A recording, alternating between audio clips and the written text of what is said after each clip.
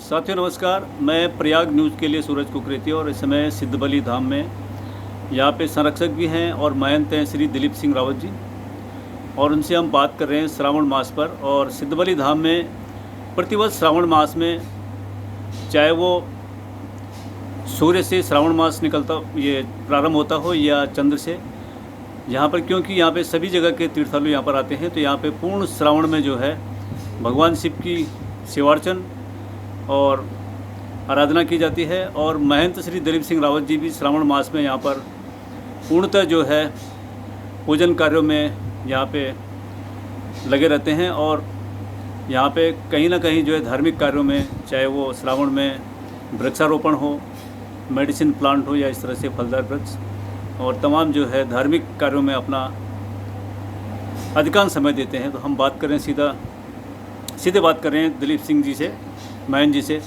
महंत जी, आपका हमारे साथ जुड़ने के लिए बहुत बहुत स्वागत है। और श्रावण मास पर क्या आप संदेश देंगे, क्योंकि आप धर्म से जुड़े हुए हैं और धार्मिक मूल्यों को भली भांति जानते हैं और धार्मिक ग्रंथों का अध्ययन करते हैं। लंबा समय आपका जो है धार्मिक कार्यों में ये जो है कार्यों को संपन्न करते हुए आ रहा है, तो आज सावन पे क्या संदेश देंगे? और ये आप बराबर यहाँ पे जो है उपवास में रहते हैं जी। देखिए, श्रावण मास जो है भगवान शिव का सबसे प्रिय मास है, और मैं समझता हूँ कि पूरे भारतवर्ष में इस माह में जो है कांवड़ ले जाने का ही प्रचलन है। और पहाड़ में विशेषकर श्रावण के महीने में प्रत्येक शिवालय में शिवार्चन किया जाता है, और मैं समझता हूँ कि शिव को प्रसन्न करने के लिए इससे उत्तम कोई माह नहीं है। और इसलिए इसी के निमित्त हमारे यहाँ भी बहुत बड़ा कार्यक्रम होता है, और रोज़ यहाँ पे शिवार्पण होता है, शिवाभिषेक होता है, और इसके साथ साथ हमारे साधुओं का आगमन रहता है, कांवड़ियों का आगमन रहता है। सारे धार्मिक कार्य इस महीने होते हैं। और क्योंकि ये महीना, सावन का महीना, नए सृजन का है, नए जन्म का है, और एक छोटे से छोटे कीटाणु जो है बहुत गति के साथ, कई कीटाणु तो ये हैं कि कुछ घंटे कुछ पल के लिए जन्म लेते हैं और फिर समाप्त हो जाती है। यानी जीवन बहुत का नया सृजन इस माह में होता है। तो इसलिए बहुत महत्वपूर्ण मास है। और इस मास में जो संत परंपरा है, उसमें चातुर्मास भी 3-4 महीने जो बरसात के होते हैं, उसमें कहीं आने जाने का प्रावधान है, लेकिन क्योंकि हम लोग ये संभव नहीं हो पाता, तो इसलिए सावन के महीने को हम, क्योंकि ये चरम सीमा है सृजन का, तो इस समय हम लोग इधर उधर नहीं जाते। और ये इसके पीछे ये कारण है कि अगर इधर उधर जाओगे तो आपके पाँव के नीचे, आपके चलने से बहुत कीड़ों का नाश हो जाएगा, कोई मृत्यु हो जाएगी। इसलिए संतों को इस मास में इधर उधर जाने से मना की गई। लेकिन शिव का मास है, और भगवान शिव इस महीने में शिवार्चन से जीवन खरीदते बहुत प्रसन्न।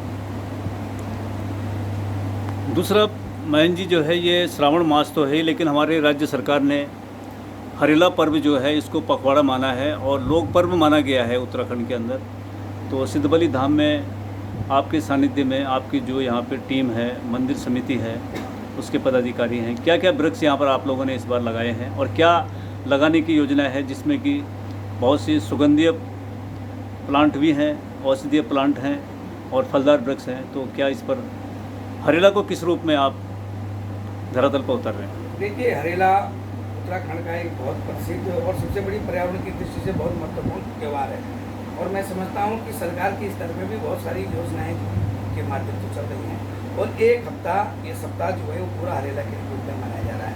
हम लोगों ने भी यहाँ पर, क्योंकि यहाँ पर हमने पहले ही बहुत सारे प्लांट लगाए, बहुत सारे वृक्ष लगाए हैं, लेकिन इसके अगल बगल जो हमारा जंगल है, जहाँ स्लाइडिंग हो रही है, भूस्खलन हो रहा है, वहाँ हम पेड़ लगाने का काम कर रहे हैं, और इसमें वन विभाग के साथ सहयोग कर रहे हैं।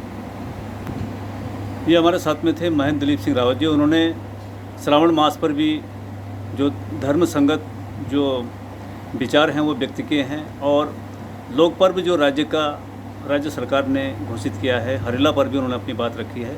किस तरह से जहाँ स्लाइडिंग जोन है, जहाँ भूस्खलन हो रहा है, वहाँ पर पेड़ लगाए जा रहे हैं, और तमाम तरह के फलदार वृक्ष और औषधीय जो पेड़ हैं वो सिद्धबली धाम में लगाए जा रहे हैं। और बराबर जो है महंत जी के द्वारा जो है सिद्धबली धाम की प्रगति, धार्मिक क्रियाकलाप और धर्म संगत जीवन कैसे मनुष्य जिए, इस पर उनके विचार बराबर समाज को मिलते रहते हैं। धन्यवाद सर आपका हमारे साथ जुड़ने के लिए।